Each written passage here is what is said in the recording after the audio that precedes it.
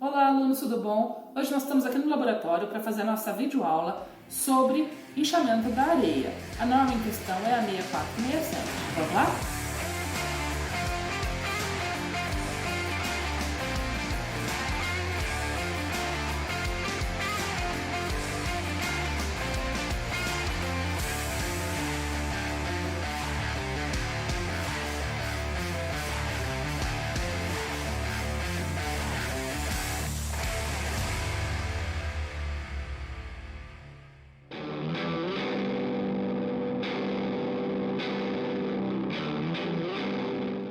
Então a norma ela nos dá um procedimento para a gente poder calcular o inchamento do agregado miúdo, ou seja, da areia. Então o processo é basicamente a gente vai separar 150% do volume do recipiente que nós vamos utilizar e secar essa areia em estufa por pelo menos 24 horas para garantir que ela esteja sem nenhuma quantidade de água absorvida. E aí nós vamos começar então fazendo o ensaio da massa unitária, igual nós fizemos lá na aula correspondente à massa unitária. Então a primeira que nós vamos fazer é com 0% de umidade, ou seja, aquela areia que veio da estufa e esfriou a temperatura ambiente no laboratório.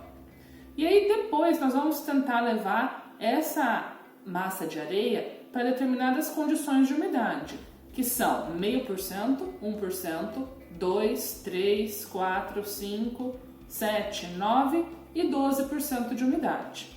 Então nós precisamos primeiro calcular a quantidade de água para ser adicionada em cada uma dessas etapas. Para isso a gente precisa conhecer a massa inicial da nossa areia e repetir o ensaio da massa unitária com a areia nos diferentes teores de umidade.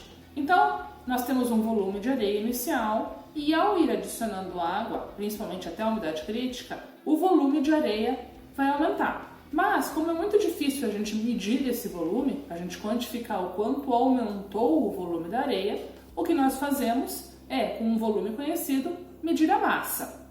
Então, a massa do recipiente, no primeiro instante, onde a areia está seca, ela é maior. Por quê? Porque eu consigo colocar uma maior quantidade de grãos naquele volume. Uma vez que eu vou adicionando água e o volume vai aumentando, porque os grãos vão ir se afastando um dos outros, a hora que eu coloco aquele mesmo volume de material, eu consigo colocar menos grãos ali dentro. E dessa forma, então, o peso do recipiente vai ir diminuindo ao longo dos ensaios que nós vamos fazer. Uma vez que nós fizermos todas as massas unitárias com os determinados teores de umidade, e é bem importante a gente medir a umidade real em cada uma dessas etapas, então nós retiramos uma amostra, levamos para a estufa e calculamos a umidade real que aquela areia estava, nós podemos traçar então a curva de inchamento.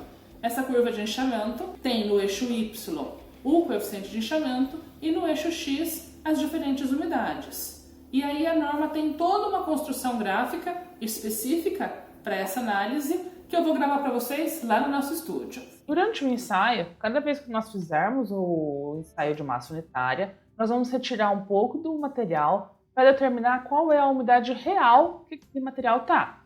Nós vamos tentar fazer com as unidades da norma, mas nós precisamos, para fazer a curva de forma com exatidão, determinar a umidade real daquele material. Então é importante que eu retire uma cápsula daquele ensaio que eu realizei, leve para a estufa e determine a umidade daquele material. E aí a gente determina o inchamento. O inchamento é a variação de volume, então é o volume úmido dividido pelo volume seco. Mas como no nosso caso nós não vamos estar medindo o volume, eu não vou usar a mesma quantidade de material e estar medindo o volume. O que eu vou fazer? Eu vou usar o mesmo volume e estar medindo a quantidade de material que tem ali através do peso. Então a fórmula de inchamento ela é a seguinte, ela é a massa unitária seca dividido pela massa unitária úmida que multiplica 100 mais a umidade dividido por 100. E uma vez estabelecido o inchamento para cada uma das unidades, nós vamos traçar esse gráfico aqui. Ele é o inchamento versus a umidade daquele material. E a norma faz um procedimento gráfico, nós podemos traçar a umidade crítica. O que é a umidade crítica? É aquele valor a partir do qual já não há grandes mudanças no comportamento dele com relação ao volume. Então, o procedimento gráfico é o seguinte. A norma pede para nós traçarmos uma reta, que ela chama de reta A, tangente à curva paralela ao eixo das umidades. Né? Então, vamos lá seguir. Uma reta paralela aos eixos das umidades é uma reta horizontal. Em cima ela. Em que posição nós vamos colocar ela? Tangente à curva. Ó. Ela foi tangente no ponto mais alto da curva. E nessa curva nossa aqui, refere-se à umidade dos 7%. Depois a norma pede para nós traçarmos uma reta que une a origem ao ponto de tangência da reta A e ela chama essa reta de reta B. Então, é uma reta que une a origem, tá, do ponto inicial, até o ponto de tangência e eu chamo ela de reta B. Depois, a norma pede para nós traçarmos uma nova tangente à curva, mas agora paralela à reta B. Então, a reta paralela à reta B, eu vou fazer ela aqui para cima, e ela vai ser tangente, então, à curva, né? E a gente chama ela de reta C. O ponto, então, de união das duas retas tangentes, ou seja, da reta A com a reta C, que é esse ponto aqui, ó. Esse ponto determina a umidade crítica. Como assim, professor? Nós vamos descer aqui no eixo das abscissas e determinar qual é o valor da umidade crítica. Nesse caso, 4,8%. E por último, a norma pede para a gente calcular o coeficiente de inchamento médio. Quem que é o coeficiente de inchamento médio? É aquele valor que quando a gente não souber qual é a umidade da areia, a gente usa o valor médio, que é esse aqui.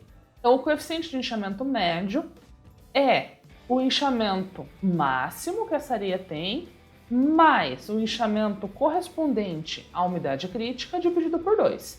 Então, é a média entre inchamento crítico e inchamento máximo dividido por 2, e dá o valor médio, e é esse que eu uso quando eu não souber qual é o inchamento da minha areia real. Então, bora fazer a aula?